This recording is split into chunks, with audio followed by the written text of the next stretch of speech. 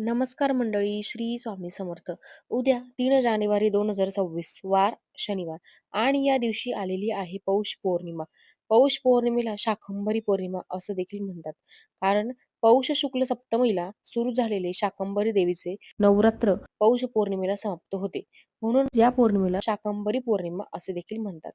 या दिवशी देवीला 60 प्रकारच्या भाज्यांचा 60 प्रकारच्या कोशिंबिरीचं नैवेद्य मोठ्या प्रेमपूर्वक श्रद्धापूर्वक दाखवलं जातं. हा एक कुळाचार म्हणून देखील काही घरांमध्ये पाळला जातो. शाकंभरी पौर्णिमा ही वर्षातील पहिली पौर्णिमा असल्याने या पौर्णिमेला खूप सारे धार्मिक महत्त्व आहे आणि म्हणूनच या दिवशी काही प्रभावी उपाय आणि सेवा सुद्धा केल्या जातात. आपल्याला उद्या शाकंभरी पौर्णिमेला घराच्या उंबरठ्यावर हे एक पाणी शिंपडायचे आहे.